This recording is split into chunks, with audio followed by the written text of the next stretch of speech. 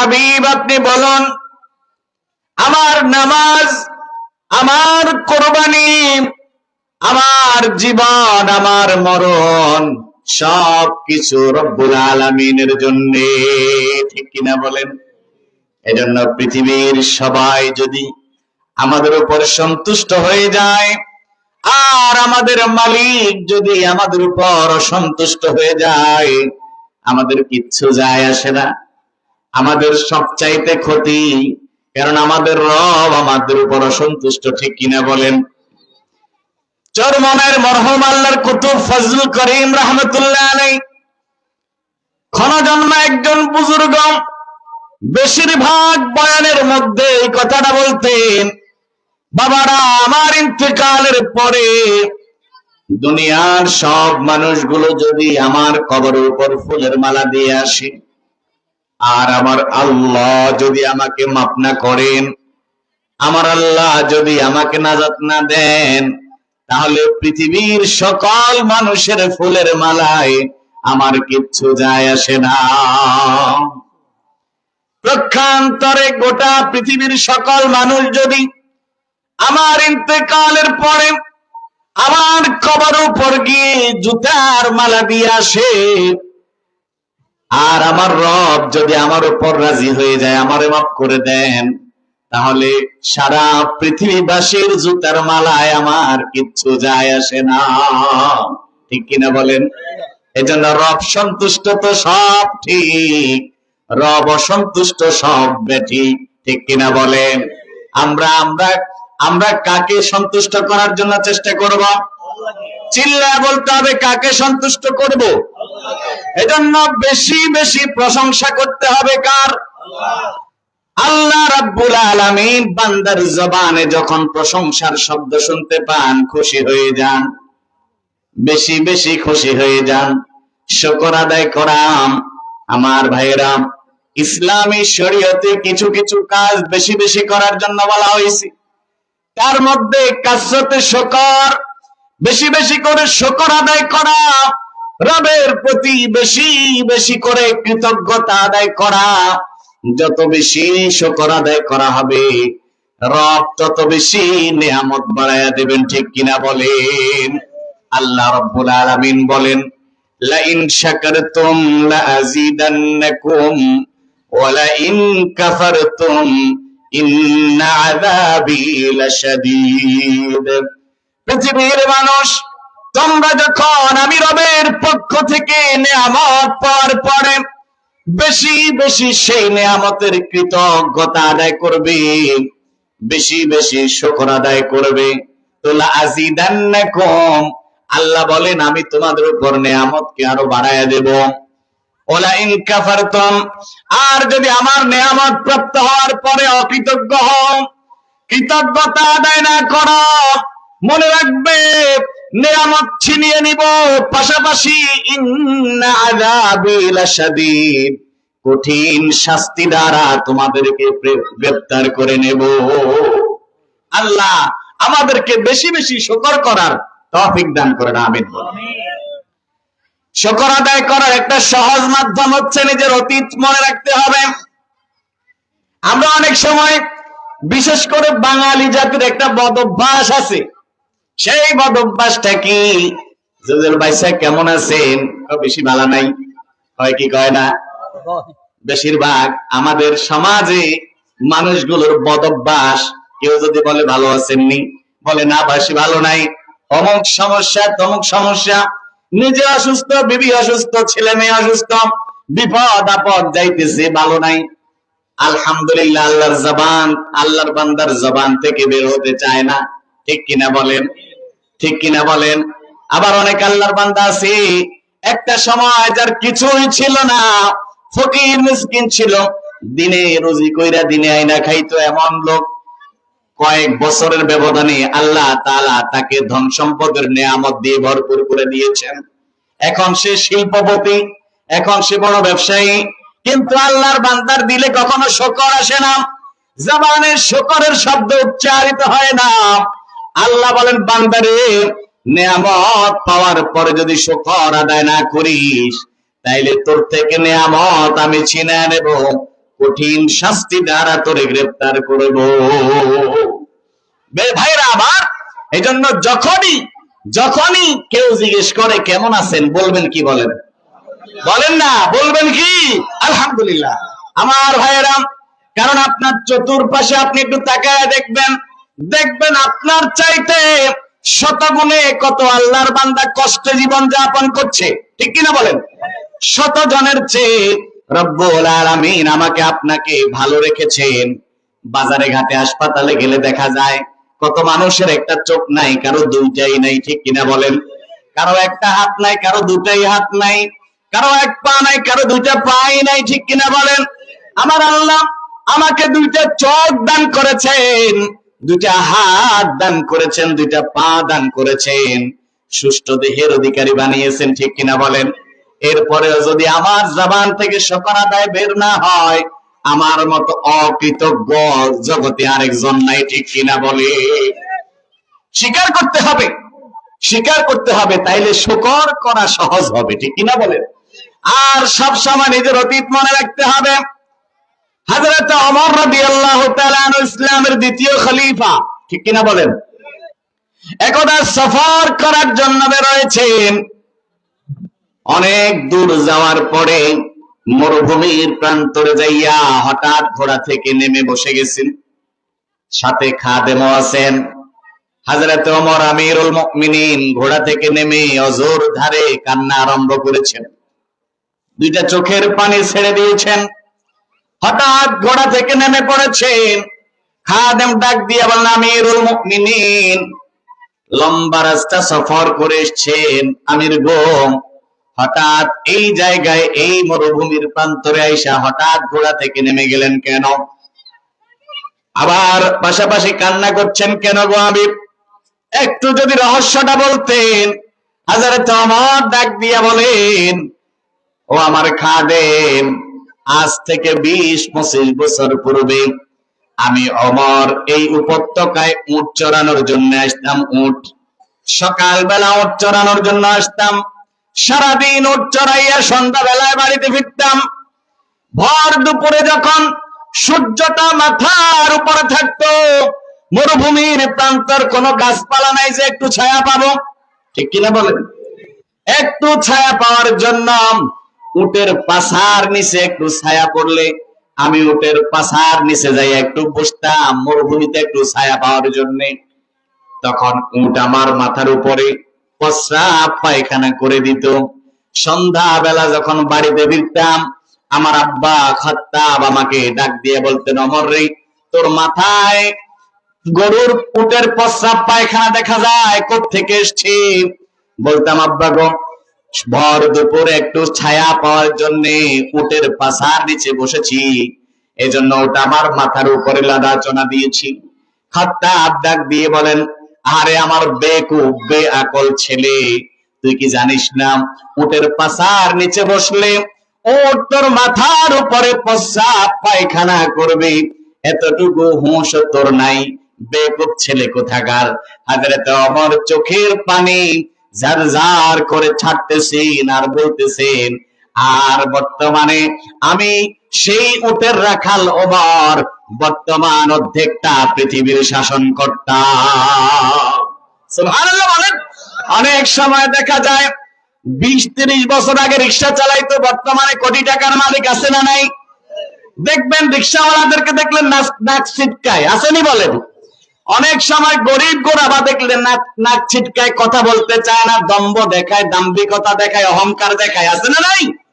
খবরদার খবরদার খবরদার, যেই আল্লাহ তোমার রিক্সা চালক থেকে কোটিপতি বানাইতে পারছেন, সে আল্লাহ তোমাকে কিছুক্ষণের মধ্যে, কিছুদিনের মধ্যে কোটিপতি থেকে রিক্সাওয়ালা বানাতে সময় লাগে না, ঠিক কিনা বলেন? নদীর পার ভাঙে অপার গড়ে, এই তো নদীর খেলা, সকাল বেলার ধনির তুই ফকির সন্ধ্যা বেলা, ঠিক কিনা? এই জন্য শুকর, মাইকেল সাউন্ড বাড়ান, শুকর করতে হবে। শুকর করবেন তো ইনশাআল্লাহ, বেশি বেশি শুকর। যখনই মুখ দিয়ে আসে আলহামদুলিল্লাহ আলহামদুলিল্লাহ আলহামদুলিল্লাহ, কারণ আমাকে সব সময় এই বিষয়টা মাথায় রাখতে হবে যে আমার চাইতেও হাজারো আল্লাহর বান্দারা আরো বেশি কষ্টে জীবন যাপন করছেন, ঠিক কিনা বলেন? আল্লামা জাকারিয়া রাহমাতুল্লাহ আলাইহি একটা ফর্মুলা দিয়েছেন, হে দুনিয়ার মানুষ, তুমি দুনিয়াবি ব্যাপারে সব সময় তুমি তোমার নিচের লোকের দিকে লক্ষ্য করবে।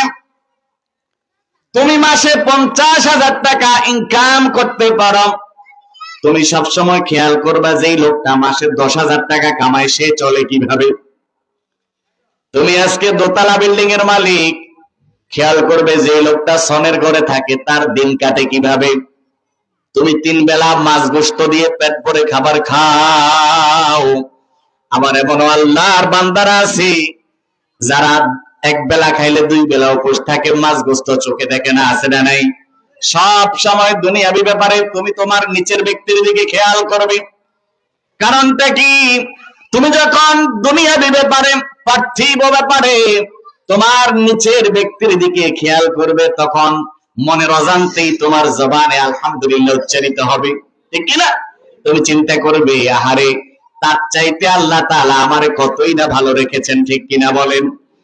আর তুমি যখন ধর্মীয় ব্যাপারে খেয়াল করবে, দ্বীনি ব্যাপারে খেয়াল করবে, তখন সব সময় তোমার চেয়ে যেই লোকটা ভালো, যে 5 ওয়াক্ত নামাজ যেই লোকটা জামাতে পড়ে, রমজানে রোজা রাখে, হালাল হারাম তমিজ করে চলে, জায়েজ না জায়েজ পার্থক্য করে চলে, দিন মেনে চলে, দিন অনুযায়ী জীবন যাপন করে, সব সময় তার দিকে লক্ষ্য করবে, তাহলে তোমার মধ্যে ইবাদতের স্পৃহা সৃষ্টি হবে, ঠিক কিনা বলেন?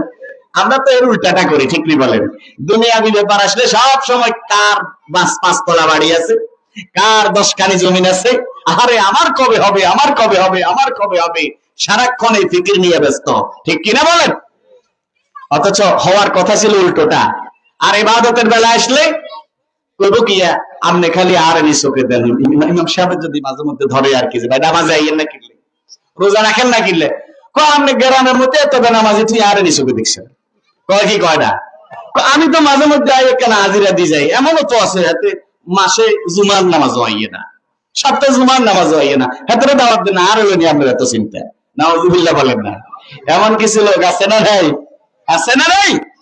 প্রিয় ভাইরা আমার, সব সময় আখিরাতের বিষয়ে, দ্বীনি বিষয়ে আমরা খেয়াল করবো কার দিকে? আমার চেয়ে যে ভালো, আমার চেয়ে যে ভালো। আরে আমি 5 ওয়াক্ত নামাজ জামাতে পড়তে পারি না, আল্লাহর অনেক বান্দা আছে যারা জামাতে 5 ওয়াক্ত নামাজ পড়ে, ঠিক নেই? আমি রমজানের রোজাগুলো হক আদায় করে রাখতে পারি না, আল্লাহর এমন অসংখ্য বান্দা আছে যারা হক আদায় করে রমাদানের রোজা রাখে। তারা পারলে আমি কেন পারবো না? তারা পারলে আমি কেন পারবো না? আমাকে পারতেই হবে। এজন্য প্রিয় ভাইরা আমার, শুকর করব। কি করব বলেন? শুকর। ইসলামী শরিয়া আরেকটি কাজ বেশি বেশি করার জন্য বলেছে, সেটা হচ্ছে কাসরাতে সোহবতে আহলুল্লাহ। কিছুক্ষণ আগে যেটা বলেছি, বেশি বেশি নেককারদের মজলিসে যাওয়া। বেশি বেশি কাদের মজলিসে যাওয়া? আহলুল্লাহ, আল্লাহওয়ালা, পীর মাশায়েখ বুজুর্গদের সাথে বেশি বেশি সান্নিধ্যে যাওয়া। এটা কার হুকুম? সবাই বলতে হবে, কার হুকুম? আল্লাহ রাব্বুল আলামিন বলেন, ইয়া আইয়ুহাল্লাযীনা আমানুত্তাকুল্লাহ ওয়া কুনু মা'আস সাদিকিন। হে ঈমানদার, পৃথিবীতে যারা ঈমান এনেছো, খেয়াল করে শোনো, আল্লাহকে ভয় করো। আর আল্লাহকে ভয় করতে হলে ওয়াকুনু মা'আস সাদিকিন, সত্যবাদী যারা, নেককার যারা, আল্লাহওয়ালা যারা, তাদের সান্নিধ্যে যাও, তাদের সহবতে যাও। যাদের কাছে তাকওয়া আছে, আল্লাহর ভয় আছে, তাদের সঙ্গে চলো, ঠিক কিনা বলেন? দিনদারের সঙ্গে চললে দিনদার হওয়া যায়, বদ্দিনের সঙ্গে চললে বদ্দিন হওয়া যায়, ঠিক কিনা বলেন? নামাজের সঙ্গে চললে নামাজি হওয়া যায়, আর বেনামাজি আর মদখোর যুবকের সাথে চললে বেনামাজি আর মদখোর হওয়া যায়, ঠিক কিনা বলি? সাহবতে সালেহ তোরা সালেহ কুনাত, সাহবতে তালে তোরা তালে কুনাত। কবি নজরুল বলেন, সৎ সঙ্গে সর্ববাস, অসৎ সঙ্গে সর্বনাশ। ঠিক কিনা? আল্লামা শায়েখ জাকারিয়া রাহমাতুল্লাহ আলাইহি বলেন, ও পৃথিবীর মানুষ, মুমিন মুসলমান, তুমি যখন একজন মেথডের সঙ্গে চলবে, যে সারাক্ষণ বাথরুম পরিষ্কার করে, তার সঙ্গে যতক্ষণ চলবে না চাইলেও দুর্গন্ধ ভোগ করা লাগবে। ঠিক কিনা বলেন? কারণ সে যদি তোমাকে একটু নাপাক বস্তু, ময়লা বস্তু নাও লাগিয়ে দেয়, যতক্ষণ তার সঙ্গে থাকবে সুগন্ধি পাওয়ার আশা করা যাবে, কারণ তার কাছে সুগন্ধের বস্তুই তো নাই। ঠিক কিনা বলেন? পক্ষান্তরে তুমি যখন কোন একজন আতরওয়ালার সঙ্গে চলবে, আতরওয়ালা সুগন্ধিওয়ালার সঙ্গে চলবে, ওই আতরওয়ালা যদি তোমার গায়ে একটু আতর নাও লাগাইয়ে দেয়, যতক্ষণ তার সঙ্গে থাকবে দুর্গন্ধ পাওয়ার আশঙ্কা নাই, সুগন্ধই পাইবা। কারণ যে লোকটার সঙ্গে সঙ্গ দিচ্ছ, ওই লোকটার কাছে সুগন্ধের বস্তু ছাড়া দুর্গন্ধের বস্তু নাই। ঠিক কিনা? এজন্য সহবত সহবত এক জামানা সহবতে বা আউলিয়া বেহতর আজ সাদ সালে তাআত বেরিয়া। কিছুক্ষণ সময় যদি আল্লাহ ওয়ালা বুজুর্গদের সান্নিধ্যে কাটানো হয়, তো 100 বছর বেরিয়া নফল ইবাদত করার সওয়াব পাওয়া যায়। এখানে যেখানে উলামায়ে কেরাম সেখানেই আমরা।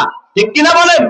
উলামায়ে কেরাম যেখানে আমরা আছি সেখানে, বলেন, উলামায়ে কেরাম যেখানে, জোরে বলতে হবে, উলামায়ে কেরাম যেখানে, পীর মাশায়েখ যেখানে, আল্লাহ ওয়ালা বুজুর্গানে দিন যেখানে, সব সময় আমরা সেখানে থাকবো। ঠিক কিনা বলেন? বর্তমানে ষড়যন্ত্র চলছে কিভাবে আলেমদের থেকে দূরে সরানো যায়। ঠিক কিনা বলেন? কোন ষড়যন্ত্র কাজে আসবে না। এদেশের মানুষ আবহমান কাল থেকে উলামা প্রেমিক, বুজুর্গ প্রেমিক, পীর মাশায়েখ প্রেমিক, মসজিদ মাদ্রাসা প্রেমিক। এদেশের মুসলমানদের হৃদয় থেকে মসজিদ, মাদ্রাসা আর উলামায়ে কেরামকে বিচ্ছিন্ন করা যাবে? সোজা কথা, বিচ্ছিন্ন করা যাবে না। প্রিয় ভাই, এজন্য বেশি বেশি সহবত ইখতিয়ার করতে হবে আহলুল্লাহ, আল্লাহ ওয়ালাদের। যেমন এমন মজলিসগুলো, মাহফিলের মজলিসগুলো, এই যে যিনি প্রধান মেহমান আজকের, উনি কিন্তু একজন হক্কানি পীর, লালপুরের পীর সাহেব হুজুর আসতেছেন আপনাদের এখানে। যতক্ষণ বসবেন ততক্ষণ সওয়াব আছে না নাই? আর এই মজলিসগুলোতে বসার জন্য স্বয়ং অর্ডার করেছেন কি? চিল্লায় বলতে হবে কে? বসতে হবে। ইসলামী শরিয়া আরো কিছু আরেকটা কাজ বেশি বেশি করে করার জন্য বলেছে, কাসরাতে যিকরুল মাউত, মৃত্যুর স্মরণ বেশি বেশি করা। ঠিক কিনা বলেন? আল্লাহ তাআলা আমাদেরকে পৃথিবীতে পাঠিয়েছেন নির্দিষ্ট একটা সময় সীমা দিয়ে। ঠিক কিনা বলেন? এই সময় যখন শেষ হয়ে যাবে, আল্লাহ তাআলা যে বিষয়ের মাধ্যমে আমাদের জীবনের হায়াতের সমাপ্তি ঘটাবেন, ওই বিষয়টার নাম হলো মৃত্যু। ঠিক কিনা বলেন? মওত আছে না নাই? যারা বলেন আছে না নাই? মৃত্যু যে আছে, এটা আমরা বিশ্বাস করি কেন? বিশ্বাস করি কেন? একে তো হলো মৃত্যু, এটা মানুষের জীবনের বাস্তব অভিজ্ঞতা। ঠিক কিনা বলেন? এখানে যিনি 60, 70, 80 বছরের মুরব্বী আছেন, আমার চাচারা জেঠারা আছেন, ওনাদের জীবনে ওনাদের সাথে কত আল্লাহর বান্দা বান্দিকে মরতে ওনারা দেখেছেন। ঠিক কিনা বলেন? আমরা যারা এখানে বসেছি, আমরাও তো আমাদের জীবনে কত মানুষের লাশ দাফন করেছি। ঠিক কিনা? প্রিয় ভাই, এই যে মৃত্যুকে বিশ্বাস করা, এটা মানুষের বাস্তব অভিজ্ঞতা। পৃথিবীতে আল্লাহ নিয়েও বিতর্ক আছে, আছে না নাই? নাস্তিক যারা, তারা আল্লাহ মানে না। ঠিক নি বলেন? নাস্তিক যারা, তারা আল্লাহ আছে এটা বিশ্বাস করে না। তারা বলে সবকিছু প্রাকৃতিক নিয়মে আপনা আপনি চলতেছে, এটার পেছনে কোনো পরিচালক নাই। এটা কাদের বিশ্বাস? নাস্তিকদের। কাদের বিশ্বাস? নাস্তিকদের। কিন্তু যেই নাস্তিকরা আল্লাহ মানে না, রাসূল মানে না, সেই নাস্তিকটা এক বিষয়ে এসে একমত, সেটা হচ্ছে মৃত্যু। সেটা হচ্ছে কি? মৃত্যু। কোরআনের অসংখ্য জায়গায় আল্লাহ তাআলা মৃত্যুর কথা বলছেন। হাদিসে পাকে অসংখ্য জায়গায় আল্লাহ তাআলা মৃত্যুর কথা, আল্লাহ রাসূল সাল্লাল্লাহু আলাইহি ওয়াসাল্লাম মৃত্যুর কথা বলেছেন। সুতরাং আমাদের মৃত্যুর ব্যাপারে বিশ্বাস আর নাস্তিক বেঈমানদের মৃত্যুর ব্যাপারে বিশ্বাস কি সমান হবে? খেয়াল করেন, খেয়াল করেন, আমাদের মৃত্যুর ব্যাপারে বিশ্বাস আকীদা আর নাস্তিক বেঈমানদের মৃত্যুর ব্যাপারে আকীদা কি সমান হবে? হবে না। আচ্ছা, নাস্তিকরা তো বাস্তব অভিজ্ঞতা থেকে মওতকে স্মরণ করে বিশ্বাস করে। আমরা বাস্তব অভিজ্ঞতার আগে আমাদের আল্লাহ আর রাসূল যে কোরআন সুন্নায় অনেকবার মওতের কথা আলোচনা করেছেন, আমরা সেখান থেকে মৃত্যুকে বিশ্বাস করি। ঠিক কিনা বলেন? আল্লাহ রাব্বুল আলামিন বলেন, কুল্লু নাফসিন যায়িকাতুল মাউত সুম্মা ইলাইনা তুরজাউন। সকল প্রাণীকে মৃত্যুর স্বাদ গ্রহণ করা লাগবে, অতঃপর তারা সবাই আল্লাহর দিকে প্রত্যাবর্তন করবে। ঠিক কিনা বলেন? মৃত্যু যে হবে এ ব্যাপারে কারো কোনো সংশয় সন্দেহ নাই। আল্লাহ তাআলা অনেক জায়গায় মৃত্যুর ব্যাপারে নিশ্চিত সংবাদ দিয়েছেন। এখন কথা হলো আমাদেরকে মৃত্যু কিভাবে গ্রহণ করতে হবে, মওতের জন্য কেমন প্রস্তুতি গ্রহণ করা লাগবে। আল্লাহ তাআলা বলেন, ইয়া আইয়ুহাল্লাযীনা আমানুত্তাকুল্লাহ হাক্কা তুকাতিহি ওয়া লা তামুতুন্না ইল্লা ওয়া আনতুম মুসলিমুন। রব্বুল আলামিন বলেন, ও হে ঈমানদারেরা, তোমরা আল্লাহকে ভয় করো ভয় করার মতো। ঠিক কিনা বলেন? আর মনে রেখো, ওয়া লা তামুতুন্না ইল্লা ওয়া আনতুম মুসলিমুন।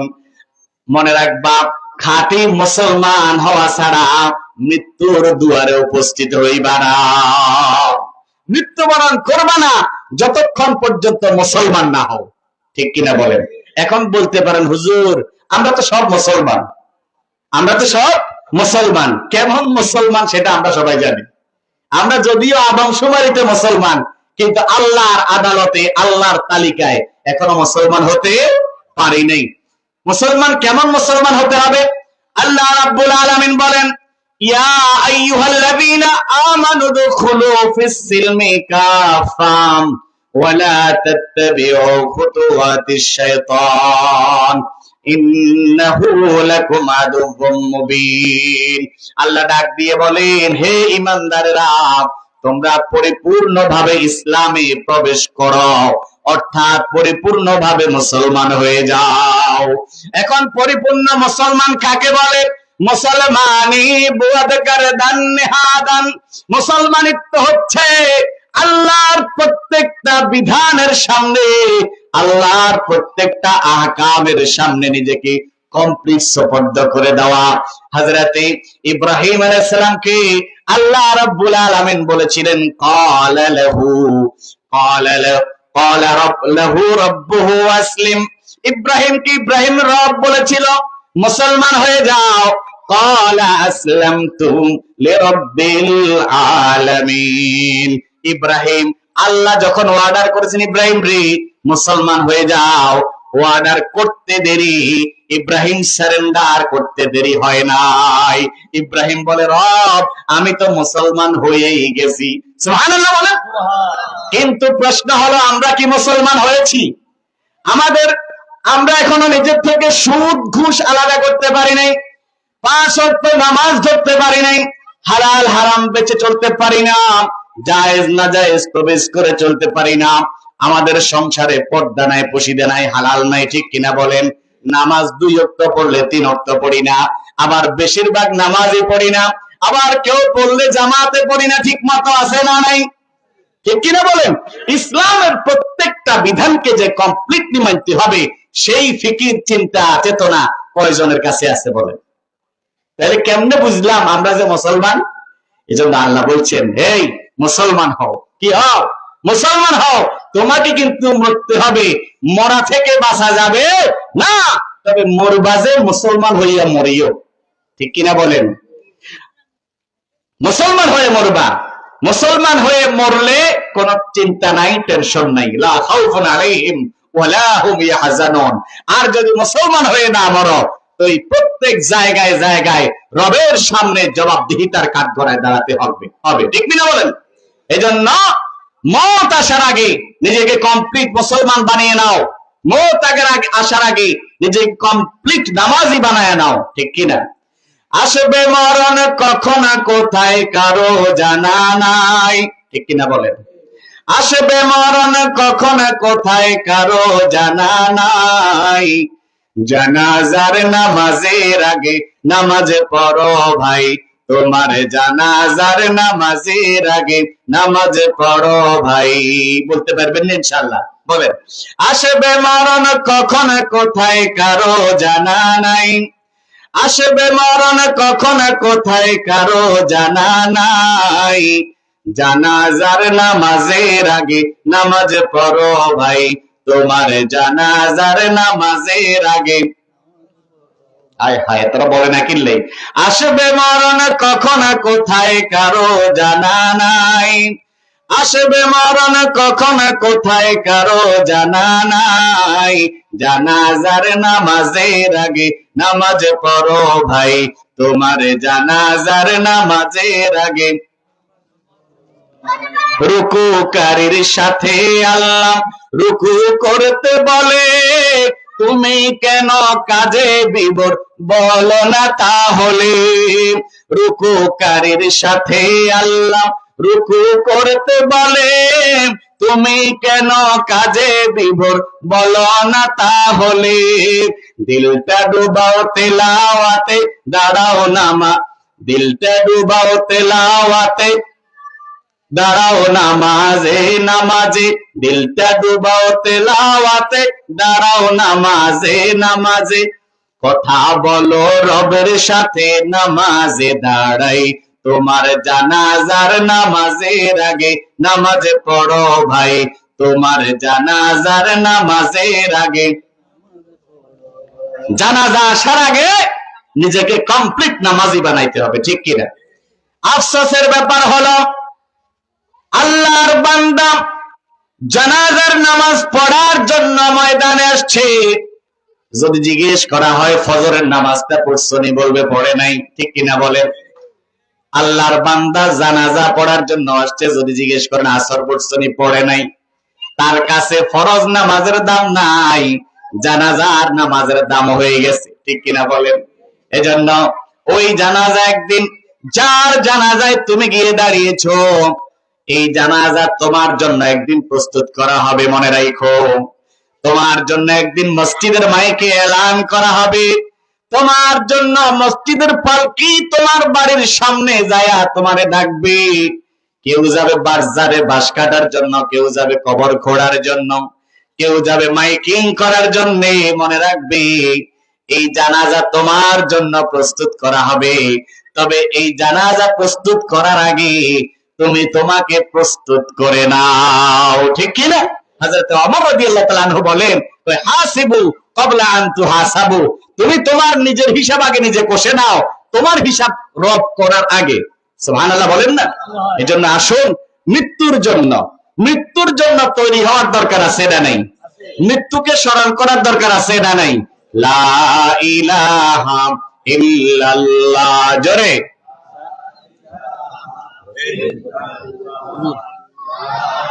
কালেকশন করতে সময় কত?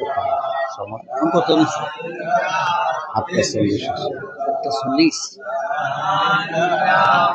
ইল্লাল্লাহ, লা ইলাহা ইল্লাল্লাহ, দরগা পূজা গায়রুল্লাহ, দুর্গা পূজা গায়রুল্লাহ, মাজার পূজা গায়রুল্লাহ, মাবুদ হলেন এক আল্লাহ, লা ইলাহা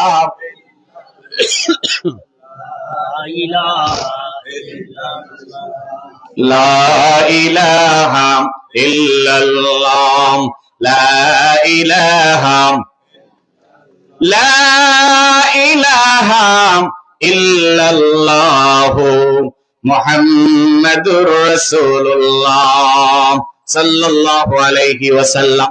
এখন প্রশ্ন হলো, মৃত্যু তো বরণ করবো একদিন, এটা নিশ্চিত, তবে মৃত্যু কখন আসবে কি বলেন? এটা কারো জানা আছে নি? এরকম সংবাদ, এরকম খবর কি আল্লাহ আমাদেরকে দিছেন? মালাকুল মউত আজরাইল কি আমাদেরকে ফোন করে আসবেন? যে বান্দা তুমি প্রস্তুত থাকিও, অমুক দিন এতটা বাজে আমি তোমার জান কবজ করতে আসবো, এরকম কোনো কথাবার্তা আসেনি। তো তাইলে কি করতে হবে? আজকে এই এখনই এই মুহূর্তে নিজেকে মুসলমান বানায়া মৃত্যুর জন্য এখন প্রস্তুত হতে হবে। বলেন মৃত্যুর জন্য কখন প্রস্তুত হবেন? জোরে বলতে হবে কখন? বলেন এখন। কখন? আচ্ছা, আপনি প্যান্ডেল থেকে বের হয়ে ঘরে যাবেন, গ্যারান্টি আছে? আমি বক্তা সাহেব যে সোফা থেকে উঠে দাঁড়াতে পারবো, গ্যারান্টি আছে? সভাপতি সাহেব এখান থেকে নামতে পারবে, গ্যারান্টি আছে? তো গ্যারান্টি যেহেতু নাই, এখান থেকে প্রতিজ্ঞাবদ্ধ হতে হবে, এখান থেকে মুসলমান হব, এখান থেকে মৃত্যুর জন্য প্রস্তুত হয়ে যাব ইনশাআল্লাহ। কখন আসবে কেউ জানি না মৃত্যু। ইমাম মালিক রাহমাতুল্লাহ আলাইহি, নাম শুনছেন নি? ইমাম মালিক রাহমাতুল্লাহ আলাইহি অত্যন্ত আলা দরজার একজন আশিকে রাসূল ছিলেন। রাসূলের প্রতি তার এত মহাব্বত, এত আন্তরিকতা। আহারে, জীবনের গোটা সময় মদিনায় কাটাই দিছেন। কে?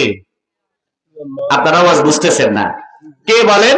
ইমাম মালিক রাহমাতুল্লাহ আলাইহি জীবনের গোটা সময় মদিনায় কাটিয়ে দিয়েছেন। মদিনাকে কত ভালোবাসতেন জানেন ইমাম মালিক? মদিনার জমিন দিয়া মদিনার অলিতে গলিতে যখন ইমাম মালিক হাঁটতেন, তো ইতিহাস লেখা হয় ইমাম মালিক কখনো জুতা নিয়ে হাঁটতেন না। সুবহানাল্লাহ বলেন। খালি পায়ে হাঁটতেন। খাদেমরা জিজ্ঞেস করলেন, খাদেমরা ডাক দিয়ে বলেন, ওগো ইমাম, মদিনার জমিন পাথরওয়ালা জমিন, পাথরের কণা আছে, মাটি অত্যন্ত উত্তপ্ত। এমন মাটিতে খালি পায়ে হাঁটলে পায়ে ফোসকা ফুটে যাবে, পা কেটে যাবে, আপনি আহত হয়ে যাবেন। ইমাম গো, আপনি এটা জানার পরেও কেন জুতা পায়ে দিয়ে হাঁটেন না? ইমাম মালিক ডাক দেন, খাদেম রে, যেই মদিনার অলিতে গলিতে আমার নবীজির পরশ লেগেছে, ছোঁয়া লেগেছে, যেই মদিনার অলিতে গলিতে আমার নবী হেঁটেছেন, চলেছেন, ফিরেছেন, সেই মদিনার রাস্তায়, সেই মদিনার অলি গলিতে আমি ইমাম মালিক জুতা নিয়ে হাঁটবো, এত স্পর্ধা ইমাম মালিকের কোনোদিন হয় নাই।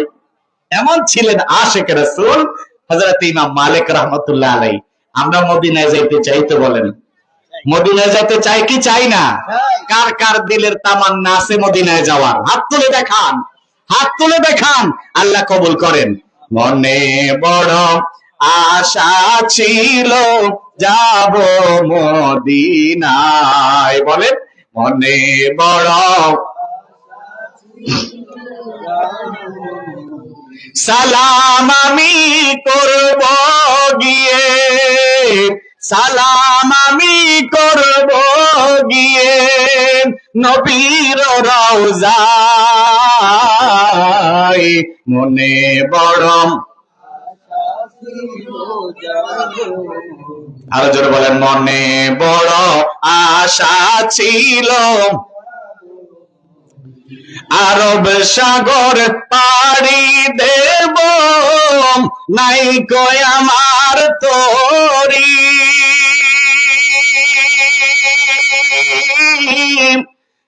আরব সাগর পাড়ি দেব, নাই কয় আমার তরি, পাখি নাই যে উড়ে যাব ডানাতে ভর করি, আশায় আছে সম্বল নাই, আশায় আছে সম্বল নাই, করি কি উপায়, মনে বড় মনে বড় আশা ছিল যাব মদিনায়, কাফেলাতে কে যাও তুমি, কে যাওবে তরি আমায় নাও না ভাই সঙ্গে নিয়ে, খানি কৃপা করি, সঙ্গে যদি না লও মরে গিয়ে মদিনায়, এই গরিবের সালাম দিও মদিনার বাদশাহ, আশায় আছে সম্বল নাই, আশায় আছে সম্বল নাই, করি কি উপায়,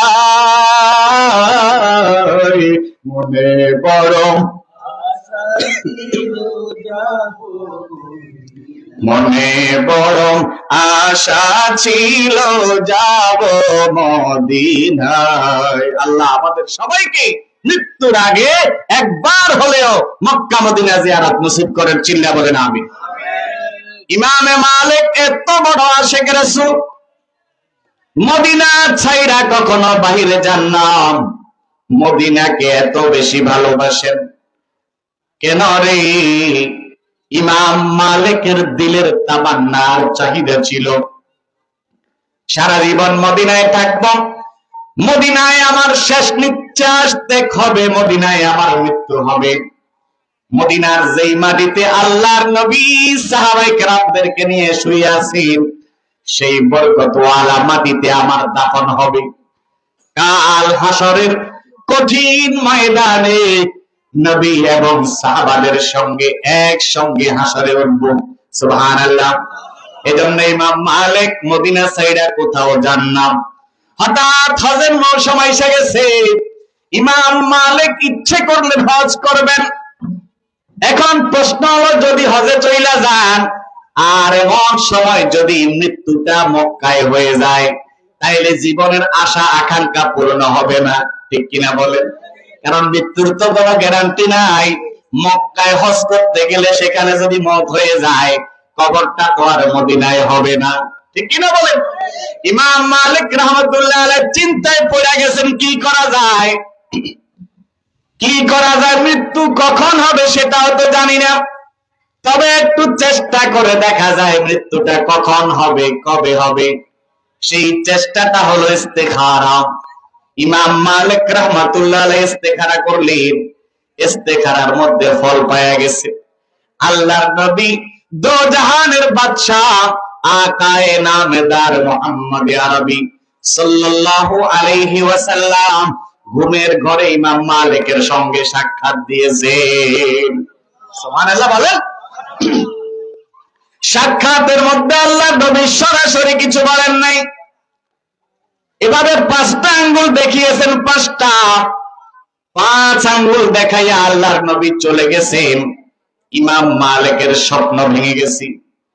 ফজরের নামাজটা পড়া এশাকের নামাজটাও আদায় করলেন, মনে মনে চিন্তা করতেছেন, আল্লাহর নবী স্বপ্নের মধ্যে আমাকে 5টা আঙ্গুল দেখাইছেন, এর মানে কি বুঝাইতে চাইলেন? কি আমি আরো 5 বছর বেঁচে থাকবো, নাকি 5 মাস বেঁচে থাকবো, নাকি 5 দিন বেঁচে থাকবো? যদি 5 বছর বেঁচে থাকি তাইলে তো হজ করা যায়, সমস্যা নাই, ঠিক কিনা বলেন? যদি 5 মাসও বেঁচে থাকি তাইলেও হজ করা যায়, তবে 5 দিন যদি বেঁচে থাকি হজ করার সুযোগ হবে না। চিন্তায় পড়ে গেলেন। খাদেমরে ডাক দিলেন, খাদেম যাও ইবনে সিরিন রাহমাতুল্লাহ আলাইহির কাছে যাও, যিনি স্বপ্নের ব্যাখ্যা দাদাতের রাজা ইবনে সিরিন জীবিত। খাদেমরে ইবনে সিরিনকে দেয়া বলবা, একজন লোক স্বপ্নে দেখেছে আল্লাহ নবী তারে 5টা আঙ্গুল দেখাইছেন, কিচ্ছু বলেন নাই মুখে। এই 5 আঙ্গুল কেন দেখাইছেন স্বপ্নের ব্যাখ্যা জানতে চাইছেন। তবে খাদেম মনে রাখো, ইবনে সিরিন যদি স্বপ্ন যিনি দেখেছেন তার পরিচয় জানতে চায়, তাকে আমার পরিচয় দিবা না, পরিচয় গোপন রাখবা। খাদেম যাইয়া হযরত ইবনে সিরিন রাহমাতুল্লাহ আলাইহিকে স্বপ্নের বৃত্তান্ত জানালো। জানানোর পরে ইবনে সিরিন ডাক দিয়া বলেন, স্বপ্ন কে দেখছে? খাদেম বলেন, যিনি স্বপ্ন দেখেছেন তিনি পরিচয় দিতে বারণ করেছেন। ইবনে সিরিন ডাক দিয়া বলেন, খাদেম রে, এমন দামি স্বপ্ন বর্তমান যুগে একজনই দেখতে পারেন, তিনি হচ্ছেন ইমামে মালিক। সুবহানাল্লাহ। ইমাম মালিক ছাড়া এমন দামি স্বপ্ন আর কেউ দেখতে পারে না। তবে তুমি পরিচয় ক্লিয়ার না করলে আমি ব্যাখ্যা দিব না। খাদেম চলে আসছি। ইমাম মালিককে ডাক দিয়ে উনি নাম গো, আল্লাহর বান্দা ইবনে সিরিন স্বপ্ন দ্রষ্টা, যিনি তার পরিচয় জানতে চাইছেন, আমি পরিচয় বলি নাই, ব্যাখ্যাও দেন নাই।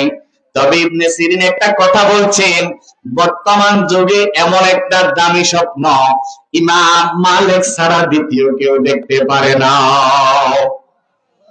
ইমাম মালিক রাহমাতুল্লাহ ডাক দিয়ে বলেন, খাদেম, পরিচয় তো প্রকাশই হয়ে গেছে, আর লুকানোর দরকার নাই, যাও তারে যাইয়া বলো স্বপ্নটা ইমাম মালিককে দেখেছি।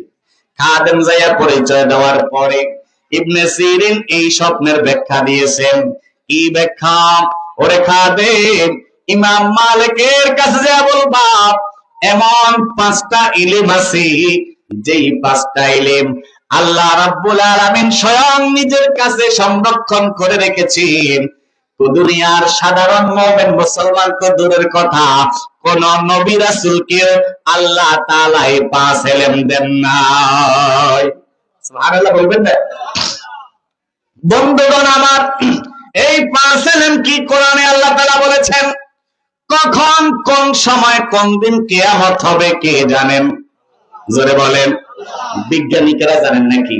গত বেশ কয়েক বছর আগে বলছিল না 5 তারিখে কিয়ামত হয়ে যাবে, মুরব্বীরা মনে আছে নি? মনে আছে নি? কেউ জানে না। কে জানেন? কখন কোথায় বৃষ্টি বর্ষণ হবে কে জানেন? কখন কে কোথায় কি খাবে, কি রিজিক ভক্ষণ করবে কে জানেন? জোরে বলেন, কে জানেন? মায়ের গর্ভে 2 ফোঁটা না পাক পানি থেকে বাচ্চাটা কি ছেলে হবে না মেয়ে হবে কে জানেন? চিল্লা বলেন। আর 5ম নাম্বার হলো কার মত কখন কোন জায়গায় হবে কে জানে? তাহলে মৃত্যুর খবর নবীও জানেন না, সাধারণ মুমিন মুসলমান তো দূরের কথা, ঠিক কিনা বলেন? এটা কে জানেন? আল্লাহ জানেন। আল্লাহর নবী শব্দের মধ্যে ইমাম মালিককে 5 আঙ্গুল দিয়ে বুঝাইলেন, ইমাম মালিক তুমি কোত্থেকে জানবা? আমি নবীও তো জানেন, এটা একমাত্র আল্লাহই জানেন। সুবহানাল্লাহ বলেন। এজন্য কার মত কখন হবে কোনো জানা নাই। এখন থেকে প্রস্তুত হতে হবে। বলেন, কখন থেকে? এখন থেকে প্রস্তুত। আমি মুসলমান হয়ে গেলাম আর মৃত্যুর জন্য তৈরি হয়ে গেলাম। মালাকুল মউত যখন আসে লাব্বাইক ওয়া সাদাইক বলে আমি সাড়া দিব, আল্লাহর সান্নিধ্যে চলে যাব কিছু সামান নিয়ে, ঠিক কিনা বলেন? সেই সামান হচ্ছে ঈমান আর আমল। সেই সামান কি? ঈমান আমল। এখন আসেন, মানুষ যখন মারা যায় মানুষের সকল আমলের দরজা বন্ধ হয়ে যায়, 3টা বিষয় চালু জারি থাকে। কয়টা বিষয়? قال النبي صلى الله عليه وسلم إذا مات الإنسان, মানুষ যখন মৃত্যুবরণ করে, আল্লাহর নবী সাল্লাল্লাহু আলাইহি সাল্লাম বলেন ইনকাতা আমালুহু, তার সকল আমলের দরজা বন্ধ হয়ে যায়। ইল্লা মিন সালাস, 3টা আমল জারি থাকে। সেই 3টা আমল হলো, 1 নাম্বার হলো সাদাকাতুন জারিয়া, সদকায়ে জারিয়া। আল্লাহর কোন বান্দা যদি জীবিত থাকা অবস্থায় কিছু সদকা করে যায়, মসজিদের জন্য, মাদ্রাসার জন্য, দ্বীনি কাজের জন্য, সমাজ সেবামূলক কাজের জন্য, এই সাদাকাটা করে যাওয়ার পরে আল্লাহ রাব্বুল আলামিন আল্লাহর বান্দা মারা যাওয়ার পরেও যতদিন প্রতিষ্ঠানগুলো চালু থাকে, যতদিন মসজিদে নামাজ চলবে, যতদিন মাদ্রাসায় তালিম চলবে, আমল ইবাদত চলবে, আল্লাহর বান্দা কবরে শুয়ে শুয়ে হাদিয়া পাইতে থাকবে। সুবহানাল্লাহ বলেন না? 2 নাম্বার হলো উপকারী ইলম, ইলম শিক্ষা দিয়ে যাওয়া। ইলম শিক্ষা দিয়ে কাউকে কোরআনের হাফেজ বানায় যাওয়া, কাউকে কোরআন শিক্ষা দেওয়া, ইলম শিক্ষা দেওয়া, আলেম তৈরি করে যাওয়া। আল্লাহর বান্দা শত শত হাফেজ আলেম তৈরি করে দিয়ে কবরে যায় যখন শুয়ে পড়বে, আল্লাহর বান্দা কবরে শুইবেন, আর এদিক দিয়া হাফেজ আলেমরা যতদিন পর্যন্ত ইলমের চর্চা করবেন ততদিন পর্যন্ত আল্লাহর বান্দা কবরে শুয়ে শুয়ে অটোমেটিক সওয়াব পাইতে থাকবে। 3 নাম্বার হলো ওয়ালাদে সালেহ, নেককার সন্তান। 3 নম্বরে কি বলেন? নেককার সন্তান। এমন সন্তান যেই সন্তানকে কোরআন শিক্ষা দেওয়া হয়েছে, যেই সন্তানকে দ্বীন শিক্ষা দেওয়া হয়েছে, এমন সন্তান, সুসন্তান দুনিয়াতে রেখে যাওয়ার পরে আল্লাহর বান্দা দুনিয়া থেকে চলে যাবেন, কিন্তু নেক সন্তানের নেক আমলের কারণে মা বাবা কবরে শুয়ে শুয়ে সওয়াব পেতে থাকবেন। এবার আসুন, এমন কিছু আমল করার দরকার আছে নি সদকা করার দরকার আসেনি। আমি মরে যাওয়ার পরে আমি কবরে শুয়ে থাকবো, আমল বন্ধ হবে না, মসজিদে আমল চলবে, মাদ্রাসায় তালিম চলবে, আমি কবরে শুয়ে শুয়ে অটোমেটিক সওয়াব পাইতে থাকবো। এমন সাদাকার দরকার আছে না নাই? এখন কয়েকজন উঠে চলে গেছেন, চিন্তা করছেন মনে হয় হুজুর কালেকশন করবো। আহারে ভাই, দিবেন না দিবেন এটা হলো পরের কথা। বসেন, বসে বসে এই যে আমিন আমিন বলবেন, মাশাআল্লাহ আল্লাহু আকবার বলবেন, সওয়াব হইব না গুণ হইব? সওয়াব হইব না গুণ হইব? আরেকটা বিষয় হলো, আপনারে আল্লাহ হয়তো তৌফিক দিছে, হুজুররা বলার পরে আপনি দ্বীনি প্রতিষ্ঠানের জন্য সহযোগিতা করলেন না, দিবার ভয়ে এখান থেকে উঠে চলে গেলেন। আরে বাবা, সবাই টাকা আল্লাহ তাআলা দ্বীনি কাজে লাগান না, সবার টাকা আল্লাহ তাআলা দ্বীনি কাজে